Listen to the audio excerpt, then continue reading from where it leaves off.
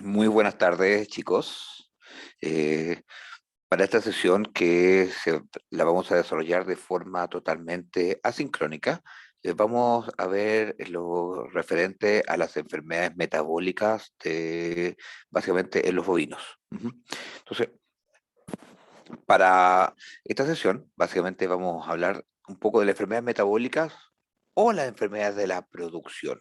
Entonces, primero hay que comprender el concepto. Hablamos de enfermedades metabólicas, eh, aquellas en donde existe un desbalance entre lo que ingresa y lo que egresa al medio interno, o sea, hacia el organismo. Y ahí tenemos tanto las enfermedades del metabolismo energético, que se refiere a la producción de glucosa, y las enfermedades del metabolismo mineral, relacionadas especialmente con minerales como el calcio, magnesio, fósforo. Eh, por eso, vamos a partir con el fondo con las enfermedades del metabolismo mineral. Dentro de ellos, principalmente vamos a tocar estas tres, que son la hipocalcemia, hipomagnesemia y la hipofosfatemia, donde le vamos a dar mucho más fuerte a la hipocalcemia, que es como la enfermedad más común eh, desde el punto de vista metabólico en ganado, especialmente lechero. Antes de esto hay que entender que como casuística de causas de que una vaca puede estar caída, porque muchas veces en el campo nos indican, el motivo de consulta, tengo una vaca caída, y piensan en el campo que cualquier vaca caída hay que colocarle calcio. Ujú. Entonces, entendiendo que el calcio o las soluciones de calcio, básicamente, son un, un excelente medio de tratamiento de estas patologías. Porque clásicos están acostumbrados a la vaca con hipocalcemia, pero hay que entender que no todas las vacas que estén caídas están debidas a hipocalcemia. Como ven acá en este gráfico, alrededor de un 47% de las vacas caídas están debido a desbalances nutricionales eh, eh, de diferente grado y diferentes causas. Dentro de ello, las enfermedades del metabolismo energético, las enfermedades como la cetosis, el síndrome de muración grasa, hipofosfatemias. Un 28% corresponden a hipocalcemias puras o combinadas. Esto se refiere a vacas que están con un bajo aporte de calcio a nivel sanguíneo. Y un 25% es por otros motivos, que pueden ser traumáticos. eh, y, y dentro de esto, hay que entender que no todas las vacas que estén caídas efectivamente cursan con todas las características que semiológicamente nos indican que corresponde a una hipocalcemia en sí. La hipocalcemia, en este rigor, hipocalcemia, la palabra en sí, significa baja concentración de calcio sanguíneo. La concentración normal de calcio en la sangre va de 10 a 12 miligramos por decilitro, y una disminución de la concentración de calcio en la sangre va a llevar a una serie de complicaciones, dentro de las cuales la más común y conocida, que es la razón por la cual todos piensan que la vaca caída correspondería a esta hipocalcemia, es que la concentración de calcio no es suficiente para mantener la contracción muscular y provoca la condición de flacidez muscular. Eso es lo que conocemos como paresia. Por eso mismo el nombre con el cual debiera conocerse la patología, porque como bien le decía, hipocalcemia es baja concentración de calcio en la sangre, y una vaca no porque tenga la concentración de calcio bajas, significa que va a estar caída. El cuadro se manifiesta cuando tenemos una disminución del calcio sanguíneo por debajo de los 7,5 a 8 miligramos por decilitro, y bajo esa condición no existe posibilidad, o sea, disminuye la capacidad del calcio de estimular la contractibilidad muscular y se produce una paresia, una parálisis flácida. Y por eso mismo que el cuadro debiera conocerse como paresia puerperal hipocalcémica. Parecia porque denomina los signos clínicos, puerperal, para entender que en el fondo que se produce en el puerperio, o sea, dentro de las 1 a 2 días posparto, e hipocalcémica porque esa es la causa, la baja de calcio sanguíneo. También es conocida como la fiebre de leche, pero ojo que, y es básicamente porque es cuando las vacas empiezan a producir leche, se produce este decaimiento, por eso al inicio de la lactancia, pero no cursa con fiebre, con alza térmica, eso para poder aclararlo. Bueno, la vaca cuando está en una condición, un cuadro clínico de hipocalcemia, en esta condición de paresia, adopta diferentes posiciones, dentro de ellas la más común es esta posición de autoauscultación, en que la vaca tiene el cuello flácido y lo suele tener pegado hacia el pecho. Por eso se denomina autoauscultación. Ahora, las preguntas clásicas que debiéramos hacernos siempre. En el caso de una vaca que esté con hipocalcemia, ¿está la vaca descalcificada? Porque muchas veces se piensa eso. O no tiene calcio suficiente y por lo tanto hay que darle calcio. Son preguntas que hay que pensarnos. Hipótesis. Entonces, como respuesta, la vaca no está descalcificada. La vaca tiene calcio. Lo que no tiene es calcio circulante, pero tiene calcio. Las grandes reservas de calcio están a nivel óseo y eso está disponible. No tiene calcio suficiente porque no tiene calcio a nivel sanguíneo, pero el calcio que tiene en el organismo sería suficiente de sobra para mantener el sistema equilibrado. Claro, ¿hay que darle calcio? Sí, en el fondo para recuperarla, pero no es que haya que darle calcio para prepararla.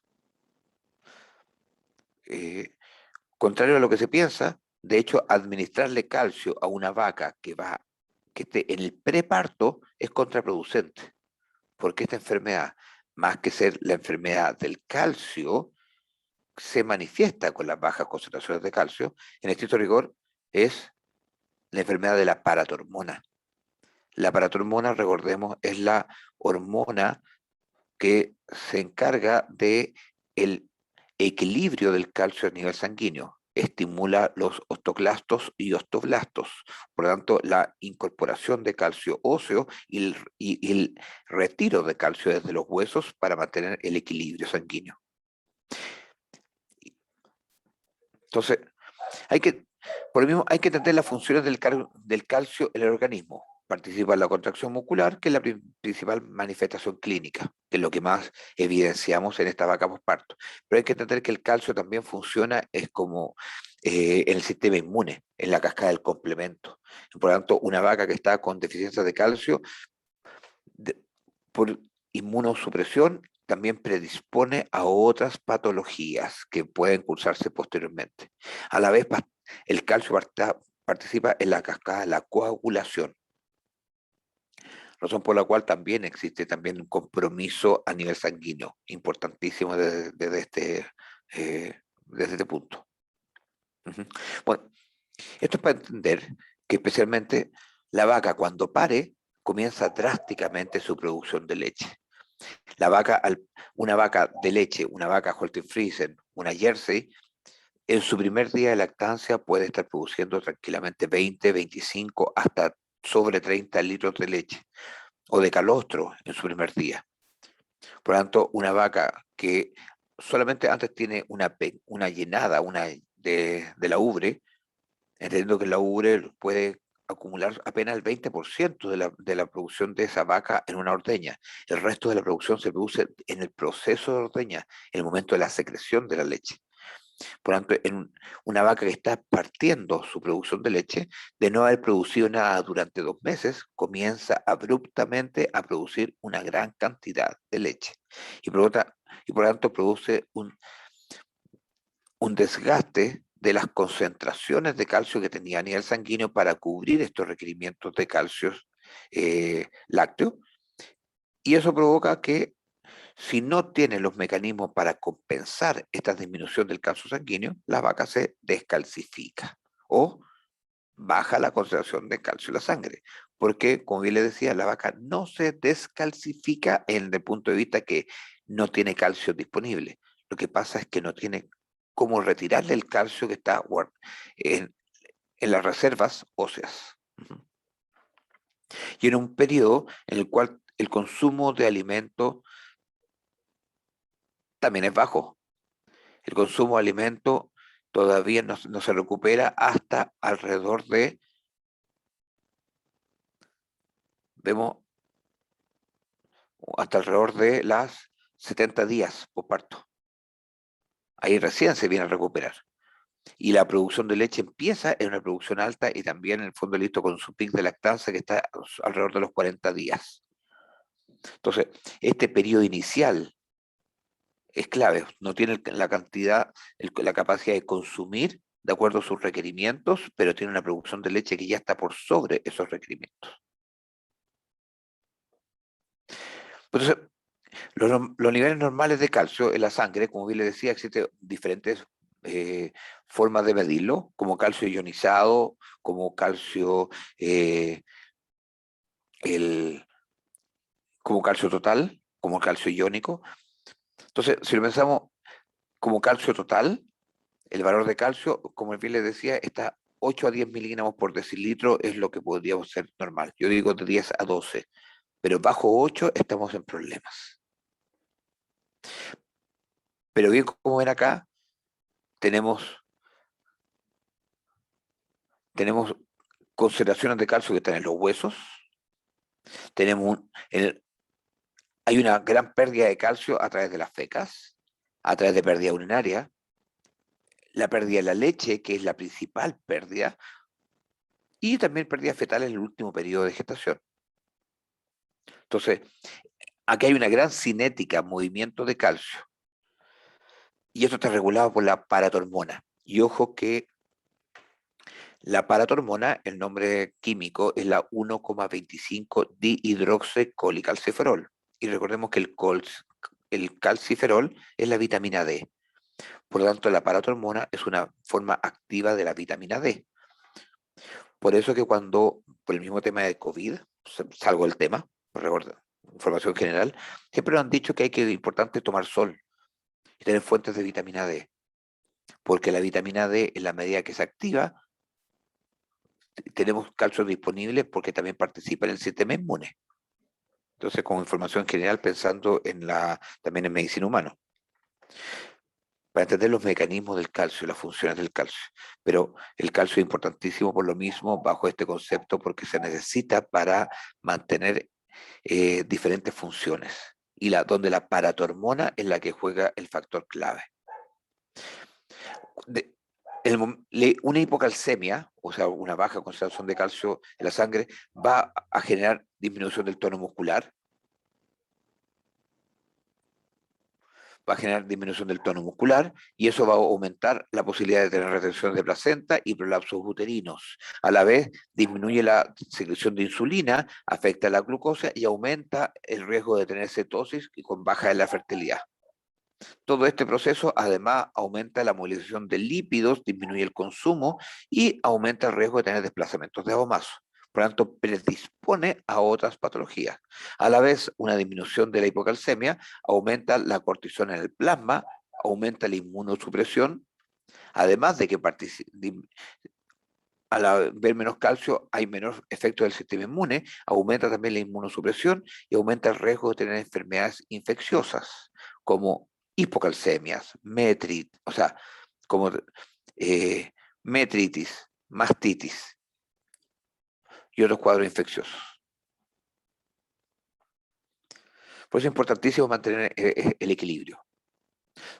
Esto es más o menos lo mismo para poder ver cómo una hipocalcemia, por menor actividad tanto del músculo liso, participa en una gran variedad de procesos que pueden llevar a diferentes. Ejemplo, ahí mismo vemos cómo disminuye el tono del esfínter del pezón. Y el esfínter del pezón, al no poderse cerrar adecuadamente, aumenta el riesgo de tener mastitis clínica también. Entonces, y lo mismo que le indicaba, la contractilidad uterina, por lo tanto, retención de placentas y metritis, menos motilidad intestinal, desplazamientos de agomazo, disminución del consumo, etc. Cosas similares a lo que les había indicado antes. El flujo de calcio en el posparto, la medida que la vaca, en el momento del parto, al inicio de la lactancia, aumenta bruscamente la producción de leche y eso genera un drástico secreción de calcio hasta esta leche y por tanto disminuye el calcio en la sangre. Y la recuperación del calcio desde la resorción ósea se demora básicamente producto de que la paratormona todavía no está activa. Razón por la cual, después lo vamos a conversar cuando hablemos de la prevención, la forma de controlar la hipocalcemia, obviamente, por lo tanto, no es dando calcio, porque el problema no es el calcio, el problema acá es la paratormona. Entonces, en el posparto tenemos una, una pérdida excesiva del calcio que a través del calostro, hay un deterioro en la absorción del calcio en el intestino delgado, y hay una insuficiencia de movilización de calcio a partir de las reservas óseas. Todo esto contribuye a que haya menor concentración a nivel sanguíneo y que lleva a los signos clínicos propios tal. Entonces, entendiendo la etiopatogenia, entendiendo un poco la fisiología de todo este proceso, en este proceso, con estas características del incremento del drenaje, disminución de la absorción y la resorción de calcio óseo, eso lleva a que baja la concentración de calcio en la sangre y disminuye el umbral de excitabilidad de las membranas. Y empieza con los signos clásicos de hiperestesia y tetania. Además, y eso genera finalmente después una inadecuada disponibilidad de calcio en la placa motora, por lo tanto ahí empieza a haber una flacidez muscular. Baja el gasto sistólico y por lo tanto la presión sanguínea, cambia la relación del calcio-magnesio y empieza el efecto narcótico propio del magnesio en este desequilibrio. Y empieza ahí con los signos de parálisis flácida, severa y depresión. Eso ya estamos hablando de una vaca que está en una condición de la paresia puerperal hipocalcémica. En el caso de continuar este proceso y la vaca permanece en decúbito persistente, va a empezar la compresión. La vaca tiene un alto peso, una vaca de 600, 700, hay 7 vacas lecheras sobre los 700 kilos de peso corporal. Esa vaca con un alto peso genera una alta compresión de este mismo peso sobre las masas musculares al momento de estar la vaca echada, caída sobre un mismo lado, y finalmente produce isquemia muscular y entramos en el síndrome propiamente tal de la vaca caída. Bueno, por lo tanto, ¿cuáles son los signos clínicos típicos de este cuadro? Primero, depresión, anorexia, una caída en la producción de leche. Pero esto que en el fondo esta caída en el fondo ya viene desde antes, en el fondo el mismo proceso empieza a hacer que baje la producción. Hay atonía de la musculatura esquelética y el músculo liso, lo cual lleva a otras consecuencias posteriores. Depresión y decúbito, la vaca está echada en decúbito external, posteriormente puede caer en decúbito lateral cuando el cuadro se empieza a hacer más grave. Eh, Aumenta la presión de oxígeno, en el fondo, y por lo tanto disminuye la captación de oxígeno.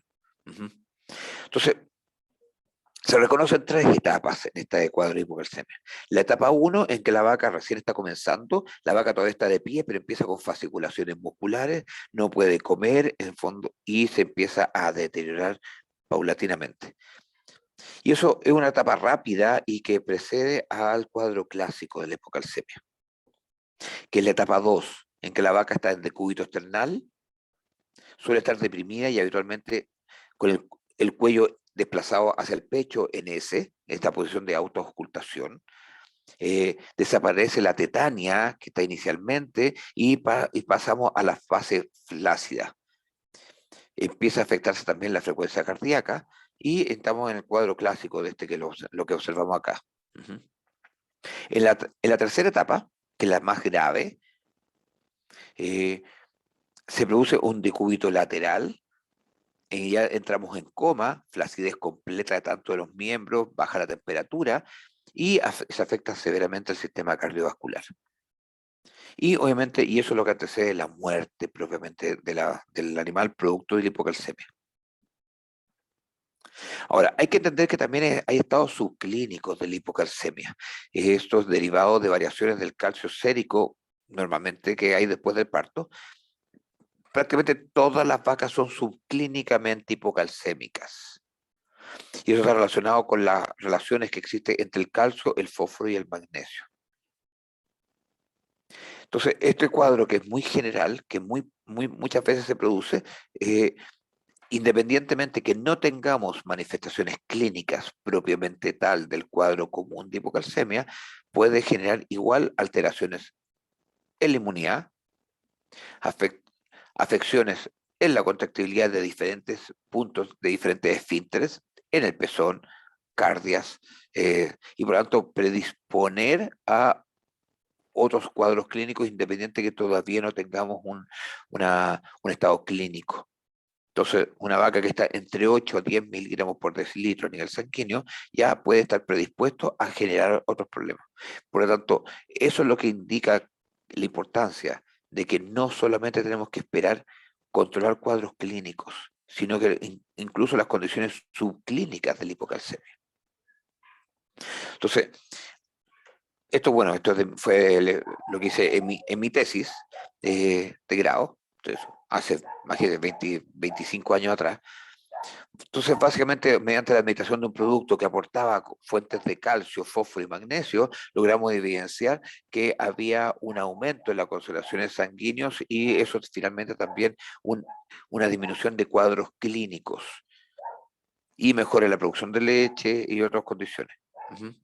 Entonces, vemos la relación del calcio, magnesio y fósforo entre vacas tratadas y vacas controles, en el fondo, al usar esto en las concentraciones de estos minerales.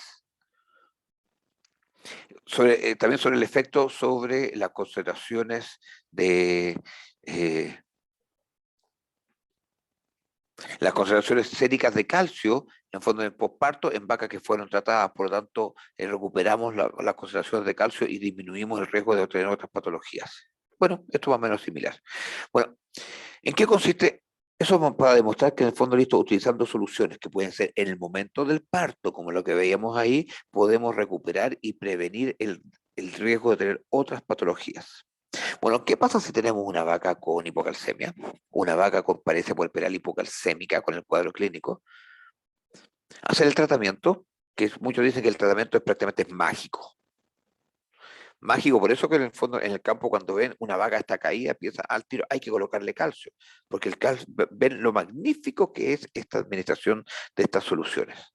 Bueno, ¿en qué consiste el tratamiento? Primero hay que considerar que debe ser iniciado lo antes posible, procurando mantener el animal en decúbito external.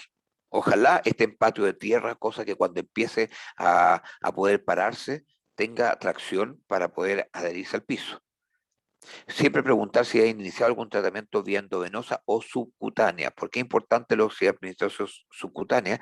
Porque eso va a implicar que va a estar recibiendo una concentración de calcio que le estamos administrando, pero lo que está subcutáneo con una absorción más lenta implica que va a ir recibiendo más calcio del que nosotros queremos administrar.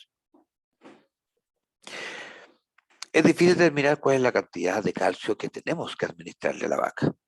Se indica alrededor de un gramo de calcio por kilo de peso corporal. Pero en general administramos soluciones de gluconato o borogluconato de calcio. Existe una gran variedad de soluciones comerciales, gluconato, borogluconato, calcio dextrosa, pero todas son concentraciones de calcio en un alto porcentaje. Estamos hablando de 20 al 25% de calcio. Esto se administra por vía endovenosa y las botellas de calcio son de medio litro. Podemos administrarle una, dos, hasta tres botellas de calcio a una vaca. Por vía endovenosa, algunos dicen endovenosa lenta, yo digo no es endovenosa lenta. Endovenosa es, es semi-lenta, es un goteo a punto de chorreo. No es como una meditación o en el caso de una hidratación de un caballo, donde hacemos una hidratación efectivamente de alto volumen. En este caso, tenemos que administrar tan rápido como sea posible dentro del goteo. ¿A qué se refiere esto? En que tenemos que, si vemos en la vía de administración que tiene la cámara de goteo, tenemos que, en fondo, por eso decía, goteo a punto de chorreo. Pero hay que tener una observación. Si le administramos una solución de calcio al 20-25% en una alta cantidad, 500 ml de esta solución de gluconato implica que tiene 100 gramos de calcio. Es una cantidad enorme, pensando en las concentraciones sanguíneas son de 10 miligramos por decilitro. Razón por la cual la vaca puede entrar en eh, de condición complicada desde el punto de vista cardíaco. De hecho, hay agricultores que dicen, no, es que le pusimos calcio a una vaca y se nos murió. Claro, porque el corazón es el primer músculo, el miocardio, el primer músculo que está recibiendo todo este calcio y que efectivamente produce una estimulación severa en su contractibilidad y puede sufrir de taquicardia e incluso entrar a fibrilar. Para esto, para proteger a este corazón, le administramos un producto farmacológico que se denomina cardiotónico y se comercializa mediante ese nombre, que es ergonovina con cafeína, en estricto rigor. La cafeína, de hecho, es un estimulante cardíaco. La ergonovina es un bloqueador de los canales de calcio. Entonces, lo que hace es que administramos esta solución y hace que el corazón, al bloquear los canales de calcio, no pueda absorber más calcio en el miocardio. Y eso reduce el riesgo o limita el riesgo de que sufra una condición, una taquicardia y un daño o una severa falla cardíaca. De hecho, si no administramos este cardiotónico, tenemos que estar auscultando y chequeando, controlando la contractibilidad muscular. Si tenemos una taquicardia en que superemos los 100 latidos por minuto, debemos regular o suspender la administración de calcio. Pero lo que queremos es que la vaca recupere rápidamente las concentraciones. Nosotros podríamos eventualmente tomar una vaca y decir si efectivamente está hipocalcémica, tendríamos que medirle la concentración de calcio sanguíneo, pero llevar eso a un laboratorio efectivamente es difícil, porque no tenemos, en el fondo tenemos que recuperar la vaca y no podemos esperar el resultado del laboratorio para saber cuánto lo efectivamente tiene a nivel de concentración. Una muestra de campo, un método de diagnóstico de campo para poder evidenciar la presencia de una hipocalcemia, una baja de concentración de calcio en la sangre, puede utilizarse mediante el uso de tubos con EDTA. El EDTA como anticoagulante, si nosotros a un tubo de una vaca con hipocalcemia le aplicamos, o sea, agregamos sangre en un tubo con EDTA, nosotros lo normal esperaríamos que esa sangre no coagulara, porque se va a producir el efecto anticoagulante. Resulta que recuerden que el EDTA reacciona con el calcio. Al no tener la cantidad de calcio a nivel sanguíneo en esta muestra sanguínea, lo que se va a producir, igual que esa sangre, igual tiende a coagular. No se genera el efecto anticoagulante que esperaríamos que se produzca con el EDTA. Por lo tanto, eso es una forma de diagnóstico de campo que se puede realizar para poder determinar que efectivamente el cuadro se debe a la baja de calcio sanguíneo. Bueno, si no hay recuperación, se puede aplicar algunos productos fosforados y repetir el tratamiento cada 12 horas y hay que ayudar a la vaca cuando intente pararse. Ujú. Hay que entender que una vaca, cuando está en el proceso después del parto, una vaca de 20 litros, la concentración de calcio que tiene un litro de leche va entre 1,2 a 1,4 gramos de calcio por litro de leche. Por lo tanto, una vaca con 20 litros tiene alrededor de una pérdida de 24 gramos de calcio a nivel sanguíneo. Una pérdida de 24 gramos a través de la leche. Pero las concentraciones de calcio sanguíneo de 10 a 12 miligramos por decilitro, si empezamos en 10 miligramos por decilitro, yo les invito a hacer el cálculo, que la cantidad de sangre que tiene una vaca de 600 kilos tiene un 8% de su peso corporal en sangre, esa vaca tiene alrededor de 4,8 litros de sangre circulando, de 48 litros de sangre circulando, y si sacamos a 10 miligramos por decilitro, tiene 4,8 gramos de calcio. O sea, en un día, una vaca que libera 24 gramos de calcio a través de la leche, está liberando alrededor de 4 a 5 veces la cantidad de calcio que tiene en su sangre, lo está liberando en la leche. Y por lo tanto estamos hablando de una severa liberación de calcio a nivel sanguíneo. Por lo tanto, las cantidades que nosotros administramos a través de estas vías solo sustituyen las pérdidas por algunas horas, razón por la cual es importante los métodos de control que tengamos para prevenir la patología. Bueno, les voy a mostrar un video que esto se refiere a la administración de calcio. Toca el punto P y descubre las promociones de la semana con 50% off. Esperemos un segundito. El placer de pedir. Termina tu corte sin pausas. Prueba YouTube Premium gratis. Espera un poquito, que lamentablemente estamos con...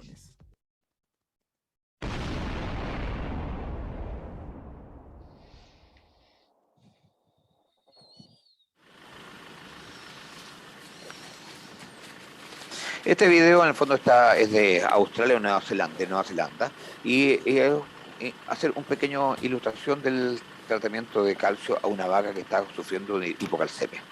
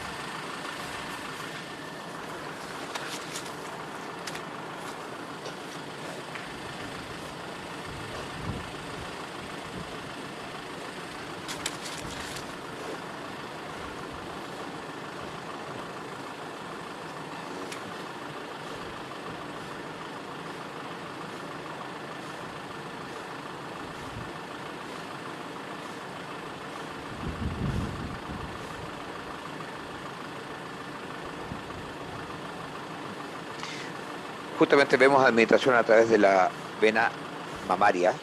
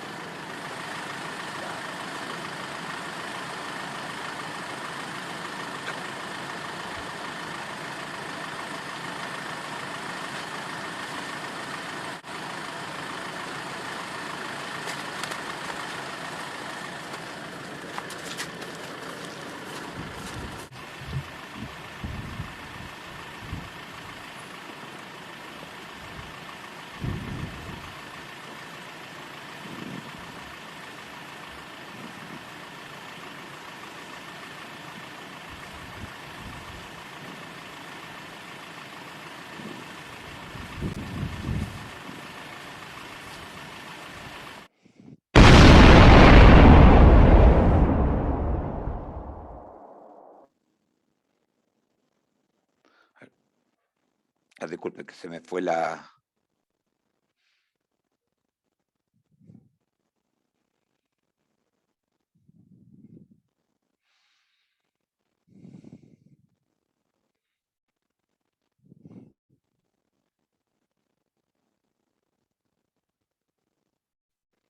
Ya, para retomar un poco la clase.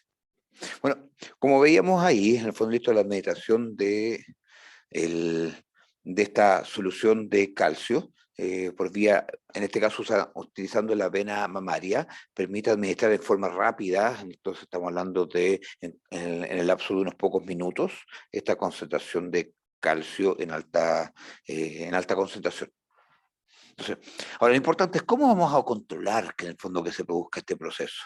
Si entendemos que esto se produce por una baja de calcio a nivel en el posparto temprano, uno pensaría que tenemos que dar una gran cantidad de calcio en el preparto. No, pues hay que acordar que esta enfermedad no es particular del calcio, porque la vaca sí tiene calcio disponible en sus reservas. Esta enfermedad es de la paratormona, entonces lo que tenemos que hacer es dar bajas concentraciones de calcio en el preparto. Entonces, en el periodo de transición, estamos hablando de 21 días, 21 a 30 días previos al parto, tenemos que reducir el aporte de calcio en estas dietas. Suena muy bonito bajar el aporte de calcio, pero para poder hacer eso hay que pensar, entonces, ¿qué le damos a la vaca o qué no le damos? Entonces, hay que buscar fuentes de alimentación que tengan bajo aporte de calcio.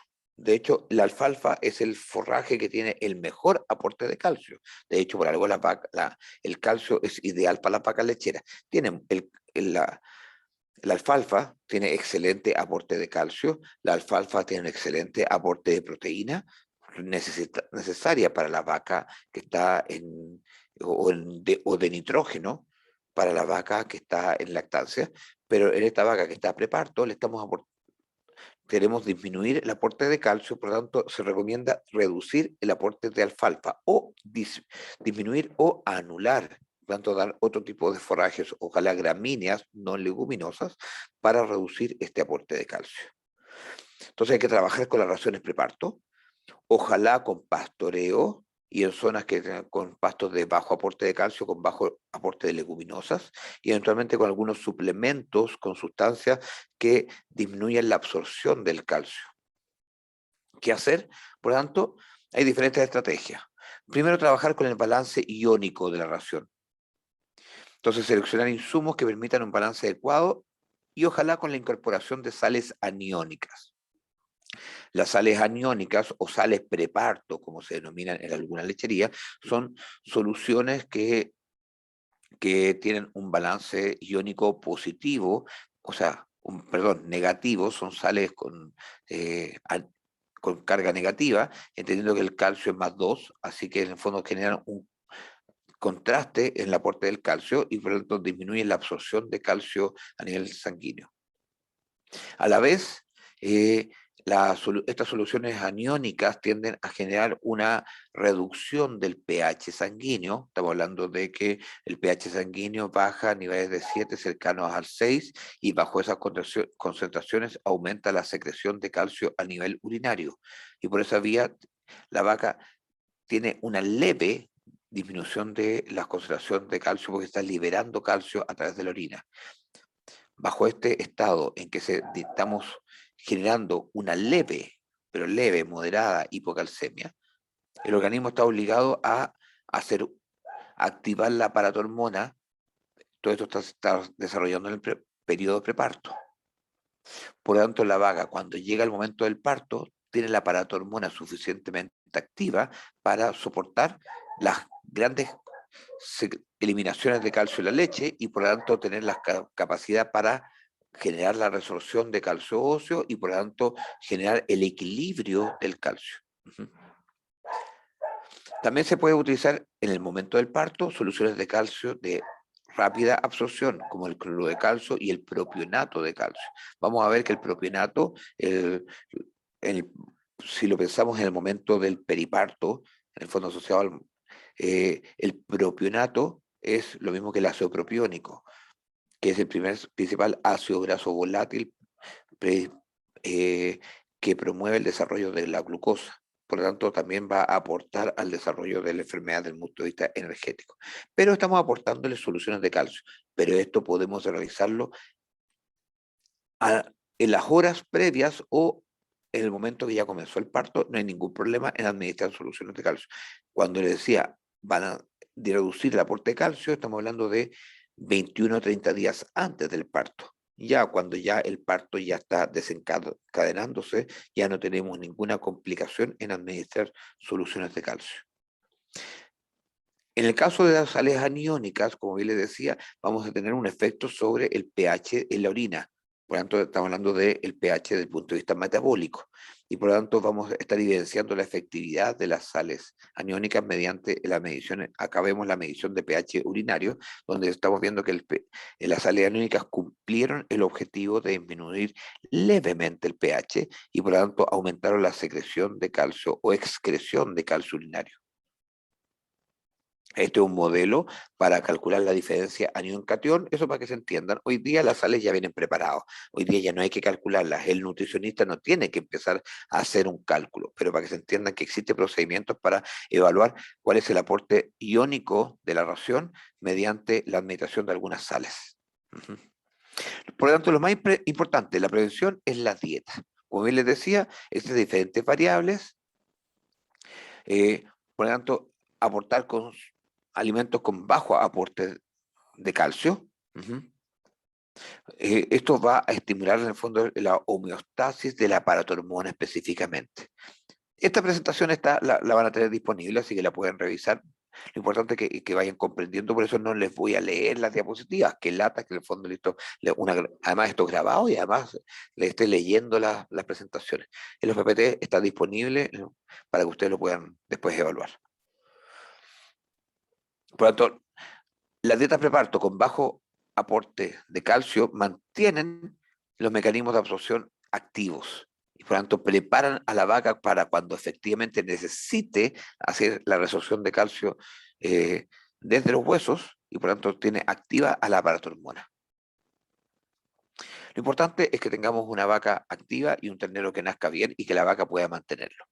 O no pueda mantener, seguir dando leche libremente para el consumo, pensando en lo que es el negocio lechero. Eso es lo referente a lo que es hipomagnesemia. Vamos a seguir con otras enfermedades del metabolismo mineral, pensando en la hipomagnesemia. A diferencia de la hipocalcemia, de hecho la hipomagnesemia primero se caracteriza de que no tiene un antecedente que esté relacionado al parto. Primer antecedente diferencial. Segundo, se produce un cuadro que no se caracteriza por flacidez. Se produce una vaca que puede estar caída, pero no flácida. Segundo cuadro diferencial. Tercero, se da principalmente en alguna zona, especialmente acá en Chile, se da principalmente en la zona más sur. Estamos hablando de octava, novena, décima regiones, por el consumo de gramíneas. Estamos hablando de vallicas, algunos pastos que tienen bajo aporte de magnesio o tierras que son deficientes en magnesio. Entonces está asociado a zonas específicas. Acá en la zona central nunca me he encontrado con una hipomagnesemia, pero siempre tenemos que considerarla como factor diferencial, más aún, ¿no? Algunos de ustedes que puede el día de mañana irse a trabajar o a vivir cualquier cosa a la zona del sur, tiene que esta enfermedad también tenerla en consideración. Es conocida como la tetania de los pastos, porque el cuadro que se produce es un cuadro tetánico, a diferencia de la anterior que produce paresia, en este caso se produce una espasticidad, no es la flacidez que se producía en la hipocalcemia. Acá tenemos la tetania o paresia tetánica o paresia espástica. Y como bien le decía, es más frecuente en la zona sur de Chile. Básicamente esta es la etiopatogénesis, se produce principalmente por el consumo de gramíneas, pero además se produce por el consumo de alimentos en tiempo frío, de lluvia, asociado al transporte y estrés. Todo esto genera una reducción del aporte de magnesio y se genera que en el organismo se produce una disminución de sus concentraciones y por lo tanto prevalece en esta relación calcio-magnesia, prevalece la disponibilidad de calcio. Puede darse en cualquier momento de la vida porque es un cuadro de desbalance nutricional y no necesariamente un cuadro puerperal. Eso con algunas para poder ir diferenciando algunas con respecto al cuadro de hipocalcemia que le mostraba anteriormente. Y aquí en el fondo de esto, algunos fundamentos que sustentan el periodo de transición en vacas lecheras. Pero eso en general con respecto a la hipomagnesemia se recupera mediante la administración de soluciones con magnesio, tanto en sales que pueden ser en bloques o mediante administración parenteral. Vamos a seguir con otro, la última, que es la del punto de vista mineral, que es la hipofosfatemia. Como definición, la hipofosfatemia es el resultado de la eficiencia primaria en el fósforo en la dieta. Por lo tanto, así como hablaba de la hipomagnesemia, a diferencia de la hipocalcemia, primero es un cuadro más de tipo eh, deficitario de minerales. No está asociado al parto, no está asociado específicamente a vacas adultas y de hecho se desarrolla más en animales que están en crecimiento.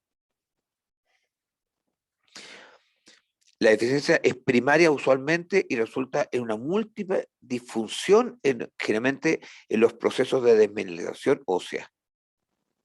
Y eh,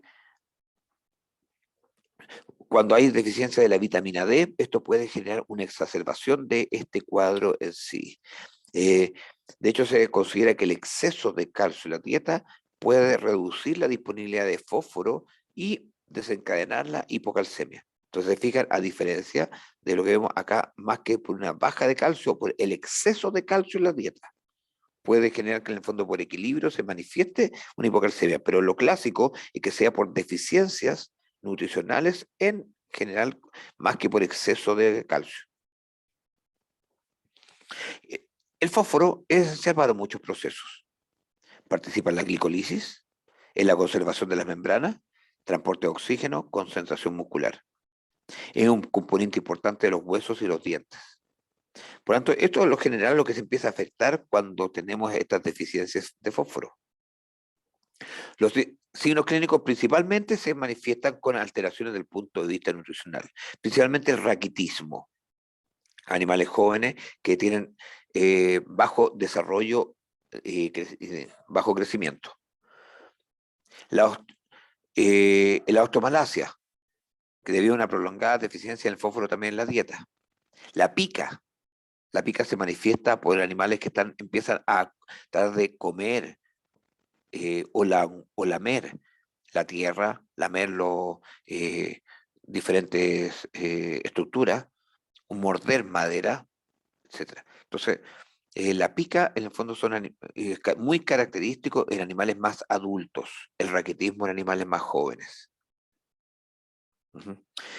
El diagnóstico podríamos ser clínicamente, en el fondo de la presencia de raquitismo. El raquitismo se manifiesta muchas veces, acuérdense, el anillo perlado que se observa a nivel costal, a nivel de las uniones osteocondrales. Y se observa este anillo perlado que en el fondo con un sobrecrecimiento en esa zona. Entonces, básicamente por la signología clínica o a nivel de laboratorio al medir las concentraciones de calcio sanguíneo, o sea, de fósforo a nivel sanguíneo. El tratamiento y control y prevención en estricto rigor se realiza mediante la administración de soluciones que aporten fósforo.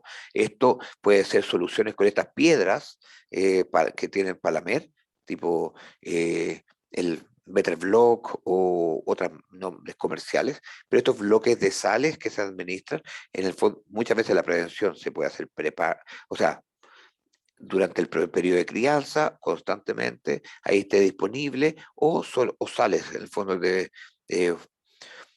de fosfato amónico, ácido fosfórico, etcétera, diferentes tipos de soluciones que aporten fosfato. Por lo tanto, la suplementación acá es la base. Ya, ya. Con esto esto con respecto a las enfermedades. Con eso termino lo que es la enfermedad desde el punto de vista mineral. Voy a hacer un pequeño break, en el fondo ustedes no lo van a notar, voy a parar la grabación y voy a continuar esto porque se va a notar un pequeño corte. Ujú. Así que para descansar unos minutos.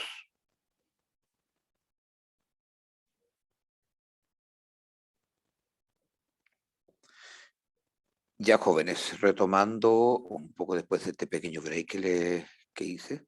Ujú. Eso, yo sé que ustedes no sienten el break, pero yo sí, pero porque en el caso de ustedes, en el fondo, para la grabación.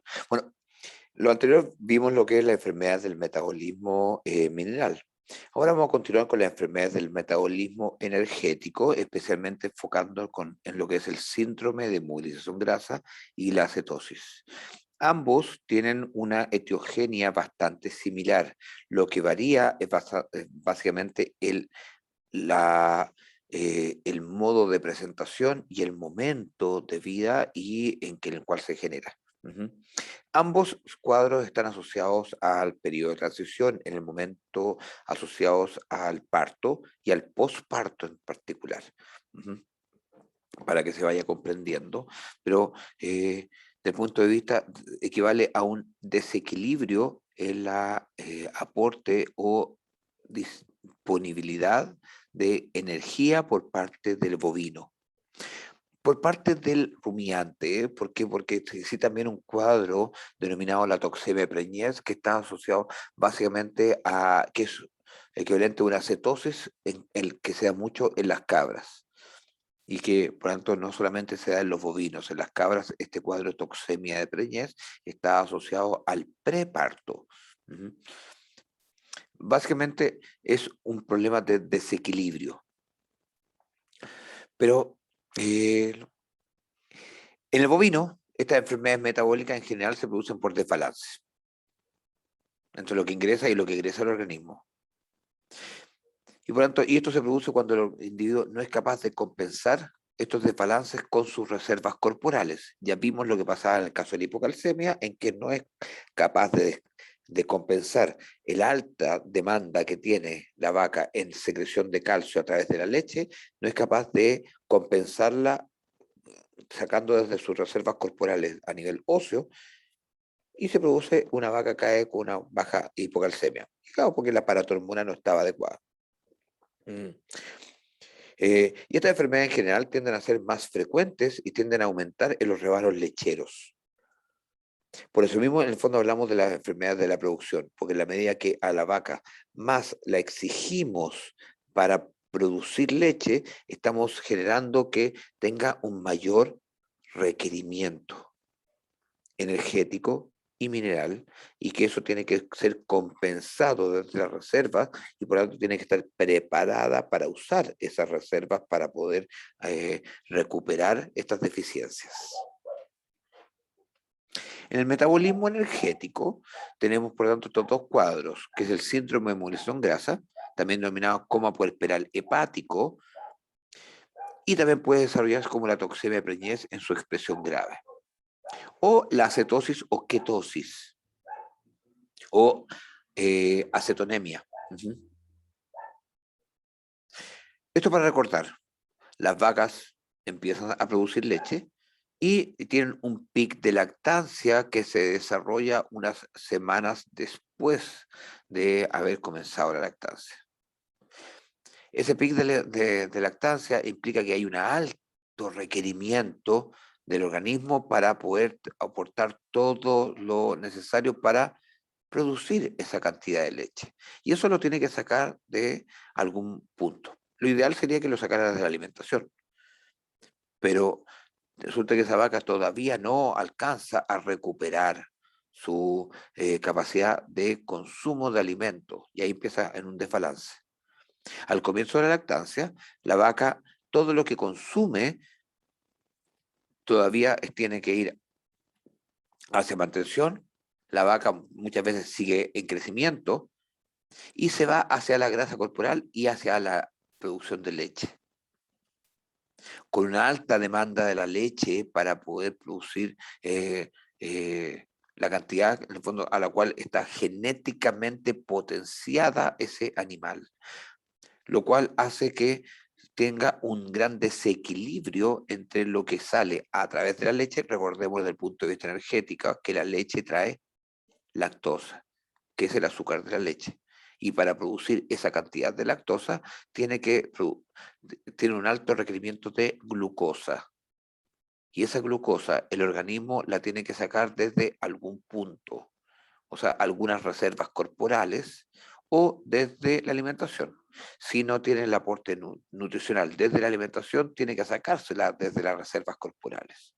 Y eso es lo que desencadena estos cuadros. Este es el mismo cuadro que yo les mostré inicialmente.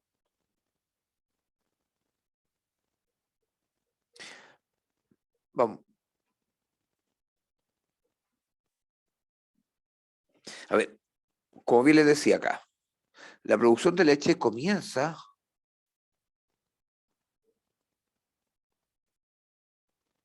acá en un punto en que al momento del parto la vaca puede producir sobre 20 litros de leche y alcanza su máxima producción alrededor de los 40 días. Variable. El consumo de alimentos viene a, comienza y empieza a recuperarse paulatinamente, pero no alcanza a recuperarse totalmente hasta alrededor de los 90 días. Por lo tanto, en este periodo la vaca empieza a perder peso corporal.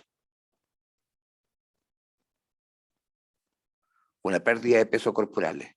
Esto es lo que se denomina este diferencial entre el consumo de alimentos y la producción de leche. Esto que tenemos acá, este diferencial, es lo que se denomina el balance energético negativo. Balance energético negativo. Este balance energético negativo determina que desde la vaca, desde que pare hasta el pic de lactancia, empieza a incrementarse paulatinamente este balance energético, en que la vaca tiene que hacer uso de sus reservas corporales para compensar lo que no le está llegando desde la alimentación. En este proceso se están ocupando estas reservas corporales. Estamos hablando de aminoácidos, proteínas, por tanto que vienen de los músculos, y reservas de lípidos, grasas. Y en este proceso es que se empieza a producir el cuadro propiamente tal.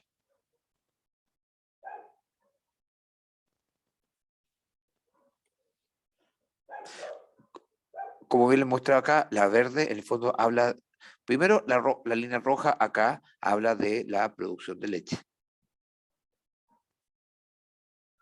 Entonces tenemos una producción de leche que empieza a aumentar hasta llegar a un pic de lactancia. Estos 21 días previos y hasta los 21 días posteriores, en el fondo hablamos del periodo de transición, en donde las reservas corporales que venían en cierto nivel tienden a, después empiezan a decaer y empiezan a recuperarse muy tardíamente después de los 90 días. Y el consumo, porque el consumo de materia seca, en el fondo viene a recuperarse posterior. Ya le había dicho que este es el balance energético negativo, es lo que denominamos.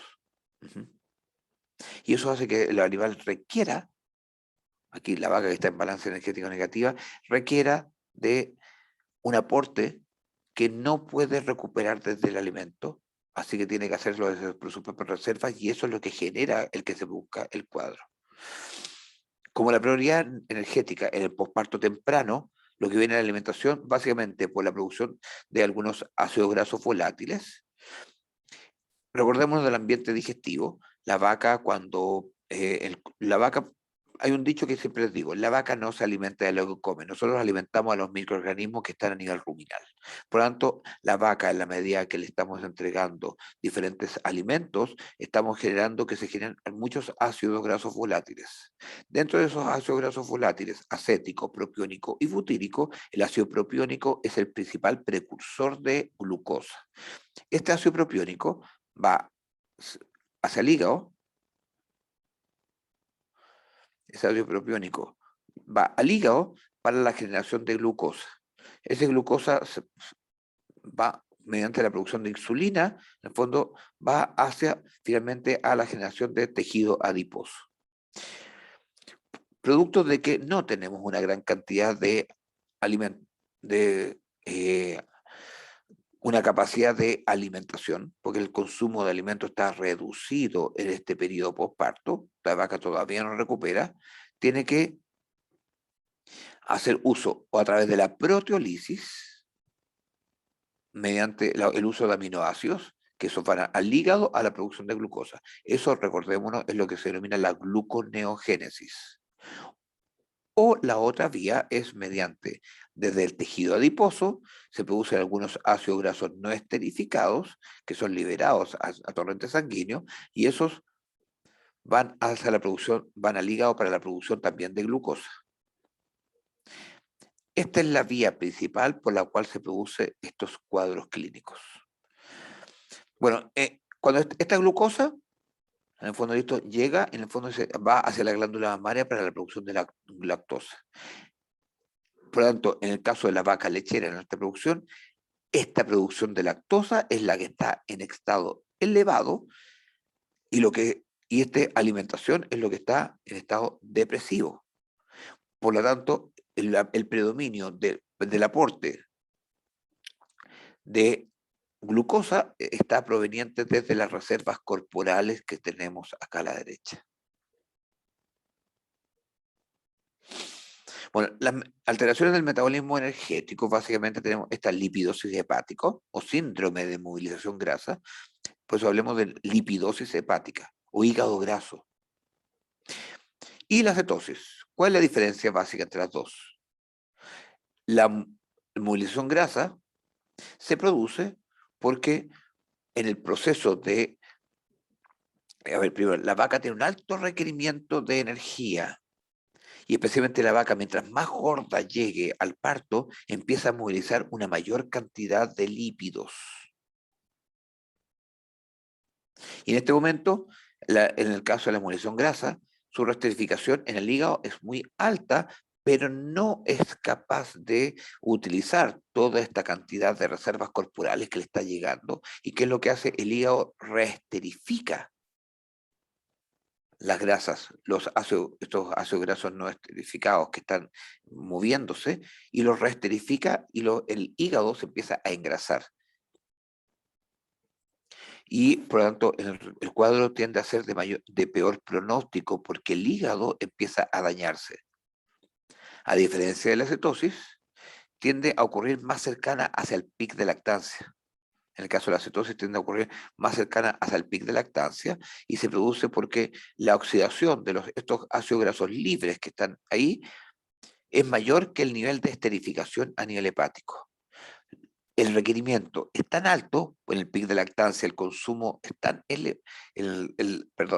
el requerimiento de energía es tan elevado por la alta producción de leche que toda la energía que está generándose la produce hacia la producción de leche. Por lo tanto, el hígado no se engrasa, porque todo lo que le llega lo destina a producir lactosa finalmente.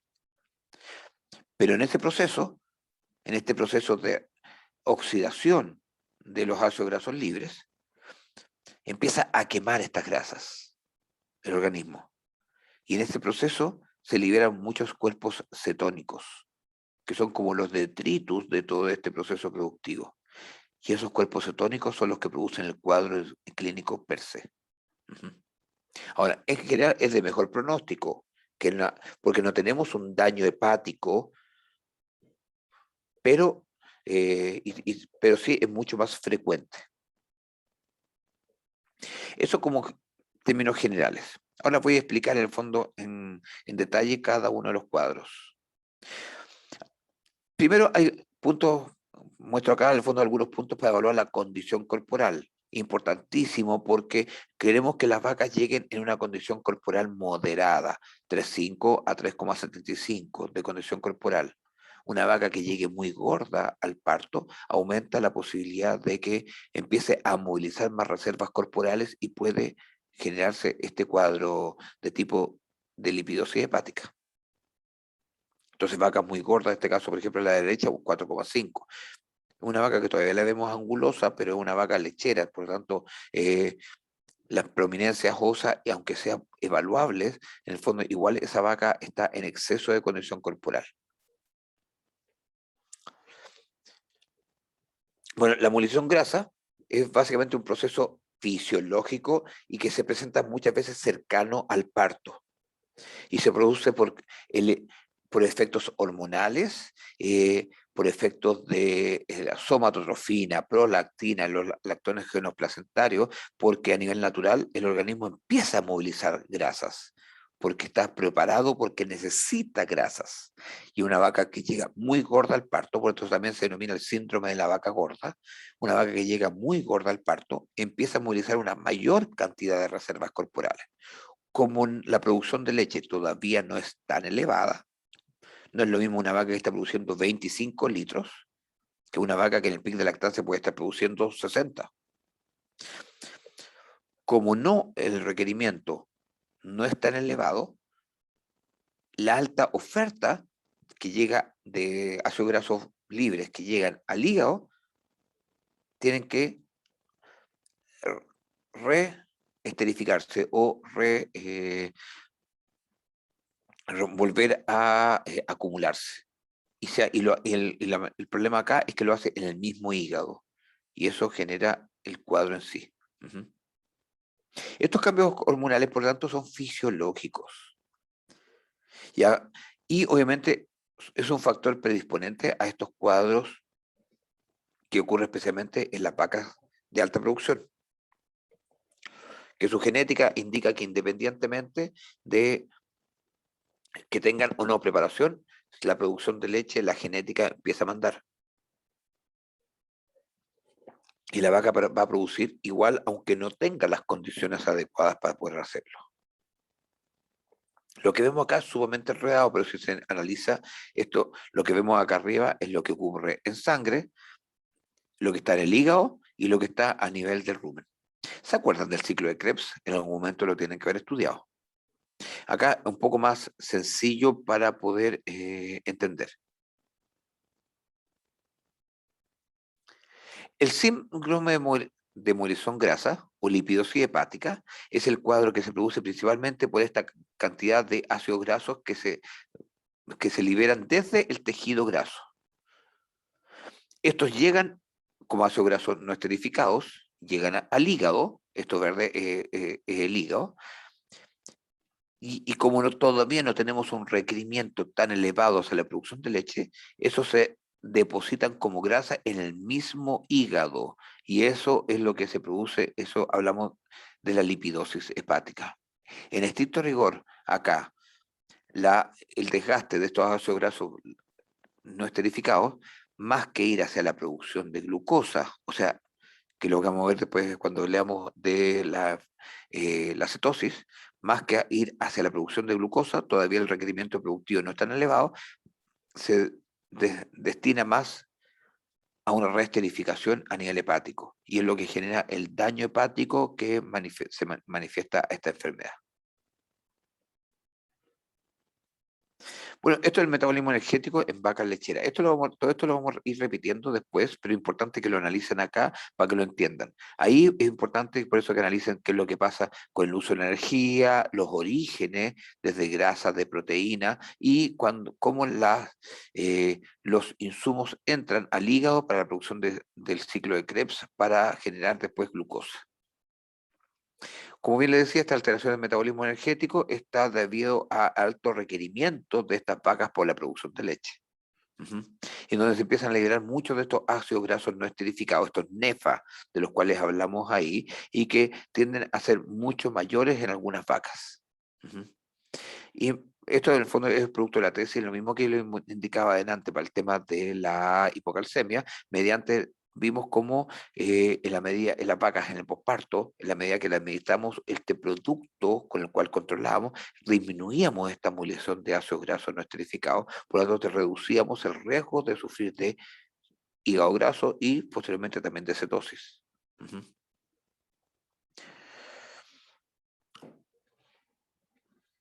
Porque, ¿qué es la cetosis? Es un cuadro similar desde el punto de vista etiológico a la movilización grasa. La diferencia es que la movilización grasa tiende a ocurrir más cercano al parto y la cetosis más hacia el pic de lactancia. La cetosis es el cuadro más común. Pues existe la cetosis primaria y la cetosis secundaria. El cuadro de cetosis primaria es el que se produce en toda vaca de alta producción que tiene un alto requerimiento de energía por la alta producción de leche. La cetosis secundaria es la que se produce secundaria a cualquier cuadro que provoca una disminución en el consumo de alimentos. Por lo tanto, en que tengamos que el animal esté obligado a hacer uso de sus reservas corporales. Como sea, ambos cuadros se caracterizan por la movilización de reservas corporales para la producción de energía. Y estas reservas corporales que van a producir energía que sujetas a reservas corporales, especialmente como grasas, lípidos, se producen ácidos grasos no esterificados y que finalmente se va a producir la alta producción de estos cuerpos cetónicos. Es el mismo cuadro que le mostraba antes, por eso le decía, si lo analizan, lo que ocurre en la sangre con la liberación para la producción de estos nefas y que llegan al hígado para la producción de energía. En el caso de la cetosis, esta, a diferencia de lo que ocurría a nivel con la síndrome de movilización grasa o la lipidosis hepática, en el caso de la cetosis, este ácidos grasos no esterificados que vienen desde las reservas corporales,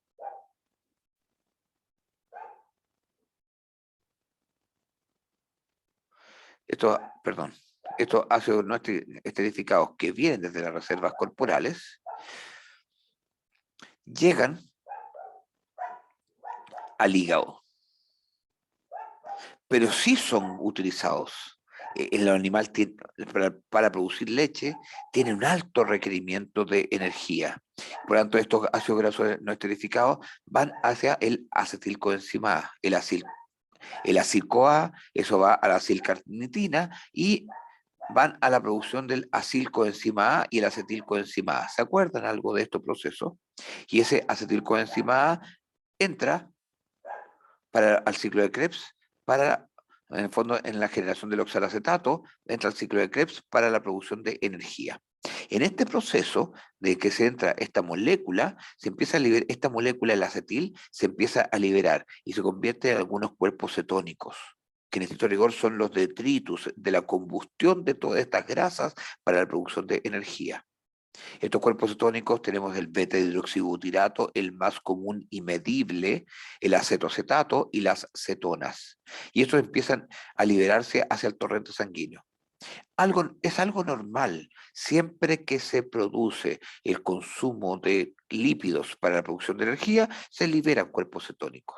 De hecho, hoy día en los humanos tenemos esta dieta cetogénica y tenemos diferentes factores que estimulan todo este proceso para poder bajar de peso. Esto es similar a lo que se produce en los humanos, en el caso de una persona con diabetes, en el cual, producto de la deficiencia de insulina, este cuadro también tiene que ver con la insulina, pero no es primaria. Pero en los humanos, cuando hay deficiencia de insulina, el organismo, obviamente, como no tiene la opción de ocupar los azúcares para la producción de energía, empiezan la producción de, de glucosa a partir de reservas corporales, de lípidos, y vemos como en un diabético se empieza a tener pérdida de peso corporal, y esta liberación de cuerpos cetónicos muchas veces se manifiesta con olores. Una persona que ha tenido un contacto con una persona diabética, los diabéticos tienden a tener un olor a manzana fermentada, a manzana agridulce, se denomina.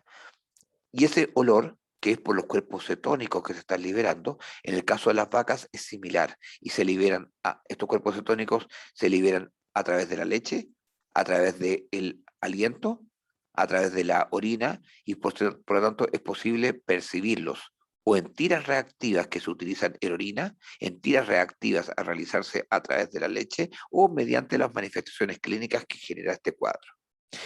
Como bien les decía, todas las vacas en su momento posparto tienen un cambio de peso natural, un cambio de condición corporal, producto están utilizando reservas corporales. El problema es cuando esto es en forma exagerada y, no, y por lo tanto tiene una alta liberación de cuerpos cetónicos. Una mujer cuando está, típico dicen, no te preocupes, después de que tengas guagua vas a bajar de peso. Es lo tradicional, porque empieza a utilizar reservas corporales. El problema es que la vaca no produce 1 litro, 2 litros de leche, 3 litros, 5 litros, sino que esta vaca hacia el pic de lactancia puede estar produciendo 25, 30, 40, 50, 60, 70 litros de leche. Por lo tanto, el requerimiento energético es tan elevado que aumenta el uso de reservas corporales. Y por eso que hablamos de enfermedades de la producción, porque aumenta en alto nivel el grado de movilización de reservas. En estricto rigor, el hígado es la función, el que funciona de mayor forma acá, y que empieza a liberar estos cuerpos cetónicos. Y estos cuerpos cetónicos son los culpables de los signos clínicos que se manifiestan en la vaca con cetosis. Es normal que las vacas pueden ser subclínicamente, subclínicamente cetogénicas, pueden tener cetosis subclínica. Y eso tenemos que disminuirlo en la medida que damos algunos productos, porque el hecho de tener cetosis, aunque sea subclínica, lo mismo que hablamos de la hipocalcemia, pueden predisponer a otros cuadros. Bueno, lo que vemos ahí es una vaca que está con un cuadro de cetosis, con un cuadro neurológico, se manifiesta con signos neurológicos y digestivos. Y ahí vemos una vaca que está en un estado neurológico, es como una vaca literalmente que está como curada casi como si estuviera ebria, pero no por alcohol, sino que por cuerpos cetónicos que están a nivel sanguíneo. Los cuerpos cetónicos producen un cuadro similar al alcohol a nivel orgánico y encefálico. No el mismo, pero similar. Entonces, esta vaca está como ida, perdida, en el fondo incluso muchas veces caída, y también es uno de los orígenes del cuadro de vaca caída. Entonces, esta forma de presentación, como les decía, puede ser digestiva o nerviosa. La por lo tanto, se manifiesta principalmente desde el punto de vista digestivo. Empieza a ocupar reservas corporales, por lo tanto, una baja condición corporal y una caída severa en la condición corporal. Por lo tanto, se produce anorexia. De hecho, estos cuerpos cetónicos son anorexígenos, considerando que esta baja está bajando su consumo de alimentos, bajando su condición corporal, utilizando reservas corporales para el aporte de energía y que necesita de alimento, los que estos cuerpos cetónicos son anorexígenos. Es como un alcohólico, una persona alcohólica que también tiende a tener bajo apetito hasta que le venga el bajón, eso sí, más después. Ujú. Pero durante el proceso, la vaca sufre caída en el hambre, por lo tanto sufre de anorexia. Y por lo tanto eso exacerba el cuadro porque la vaca tiende, obviamente, también reduce su consumo de alimentos. La vaca empieza, por lo tanto, los signos digestivos principales, como bien les decía, anorexia, baja la producción de leche, perdón, anorexia y baja la condición corporal. Pero no, al contrario a lo que les dije, aclaro, no baja la producción de leche. Y una característica es que aquí la genética manda, porque sería ideal que dijéramos, la vaca cuando sufre de cetosis cae la producción de leche. Y la verdad no. La vaca se está chupando, se está deteriorando, igual la producción de leche sigue en valores elevados, porque la genética está mandando. Entonces, y por eso se empieza con los signos neurológicos. La medida que estos cuerpos cetónicos se acumulan, aumentan su concentración y llegan a nivel encefálico, la vaca empieza a tener manifestaciones desde el punto de vista del comportamiento, empieza a deambular, caminar en zigzag, somnolencia, ataxia de miembros, finalmente caída, coma y la muerte. Por lo tanto, vemos vacas que muchas veces están como con la cabeza pegada a un poste, con el cuerpo pegado a un muro, que al momento de caminar caminan en zigzag, eh, se está, y con las manifestaciones digestivas, que en el fondo la vaca baja con su consumo de alimento y con severa pérdida de condición corporal. Ante estas condiciones, en una vaca posparto y, eh, y si tomamos para el diagnóstico, tomamos exámenes, podemos tomar una muestra de sangre, medir la presencia de cuerpos cetónicos, una muestra de orina y tanto por tiras reactivas, medir la presencia de cuerpos cetónicos. Si le envías al laboratorio, también medir la presencia de cuerpos cetónicos y ácidos grasos no esterificados, NEFA. Cuerpos cetónicos. Cuerpos cetónicos medibles, el principal, como les bien decía, es el beta-hidroxibutirato, que es medible también en leche, mediante kits. Existe hoy día keto test y diferentes kits que pueden medir la presencia de cuerpos cetónicos, especialmente el beta hidroxibutirato a nivel lácteo. Bueno, estrategias de control para las enfermedades metabólicas, por lo tanto, lo principal es la alimentación y el manejo alimentario, que no es lo mismo alimentación y manejo. La alimentación es qué les damos y el manejo es cómo lo damos. Manejar el ambiente y la infraestructura. Ojo con los comederos, el uso del carro forrajero, el uso de aditivos o suplementos en la ración suministrados especialmente individualmente o a rebaño. El uso de productos que les demos en la ración preparto para estimular el consumo y estimular la capacidad de secreción de la insulina como para movilizar reservas corporales y poder eh, facilitar la producción de la glucosa. Por lo tanto, con los puntos críticos acá son el preparto, que es el momento de preparación, y el posparto temprano, que es el momento de adaptación desde la dieta cero a una dieta de alta producción. Por lo tanto, el momento crítico para una vaca lechera son todo el periodo de transición, estos 21 días pre y los 21 días postparto. Como tratamiento, generalmente en una vaca que está cursando con cetosis, primero la glucosa. La glucosa al 50%, la glucosa es el principal, en el fondo estamos, es el problema acá. Así que estamos, en la medida que aportamos glucosa, hacemos que directamente le estamos aportando lo que queremos que se produzca a nivel hepático. Y a la vez, por eso acuérdense, la glucosa es el principal protector hepático. ¿Por qué estamos liberando el hígado de sobrecarga? Entonces, la administración de glucosa al 50%, le podemos administrar tranquilamente medio litro, 1 litro de glucosa al 50% para producir el aporte energético orgánico y liberamos al hígado de la función de la glucogénesis. Precursores de glucosa como propionato y propilenglicol, el propionato como propionato de calcio, propionato de sodio, eh, es el principal precursor de glucosa y se puede administrar por diferentes vías, por vía oral o por vía parenteral. Principalmente se le da por vía oral. Y el propilenglicol, que es un producto de la industria que se usa mucho en la industria farmacéutica y del uso de cremas. Por eso es farmacéutica, no necesariamente farmacológica. En crema, en soluciones, es un gel y se administra en soluciones básicamente de 300 a 400 ml de propilenglicol para la administración a una vaca y se puede repetir una vez al día hasta 2 veces al día. Ujú. Y existe hoy día una serie de productos que contienen tanto propilenglicol, propionato y sales minerales. Y es para poder administrar a vacas en todo este periodo posparto para recuperar estas deficiencias. Ojo con los glucocorticoides. Siempre reconocemos que los glucocorticoides hacen aumentar la glucosa.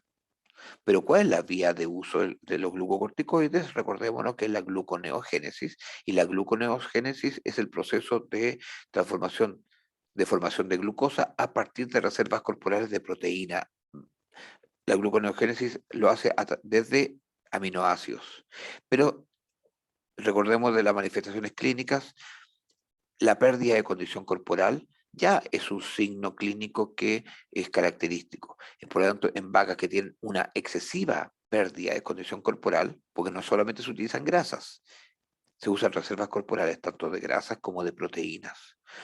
Por lo tanto, un exceso de uso de reservas corporales, una vaca que está en una severa caída en la condición corporal, el uso de corticoides debiera usarse en uso restringido o efectivamente limitarse al no uso. Ahí aplica el tema del criterio del colega que esté llevando el cuadro. Por eso el glucocorticoide, estamos hablando de dexametasona principalmente, principal glucocorticoide que ocupamos en la, o corticoide, se usa muy comúnmente en algunos cuadros inflamatorios Eh, Muy importante trabajar con las raciones, la alimentación. La ración preparto, la preparación de la vaca en el preparto, en todo este periodo de transición, para adaptarla a la dieta de producción, para que tenga la capacidad para procesar los concentrados y por lo tanto de absorber ácidos grasos volátiles y disminuir este balance energético negativo que se va a producir naturalmente en el posparto, producto de que la vaca genéticamente está preparada para producir una gran cantidad de leche. Y en el posparto, administrar todas las vacas en el posparto temprano, durante los 21 a 30 días posparto, tienen que recibir, independientemente de su nivel productivo, una dieta de muy buen aporte energético, lo más concentrado posible. Y en cantidades, ojalá pudiésemos cumplir con los requerimientos de consumo que tenga la vaca y estimularlo de mayor forma posible. Bueno, con eso estoy terminando la clase del día de hoy. Eh, Cualquier duda, tienen mi correo y pueden comunicarse para poder llevar algunas dudas. Espero que nos logremos encontrar antes de que tengamos la evaluación para que podamos resolver algunas dudas que se pueden ir desarrollando en este proceso.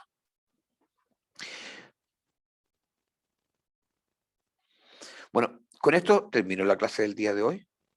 Muchas gracias y nos veremos en una próxima oportunidad. Hasta luego.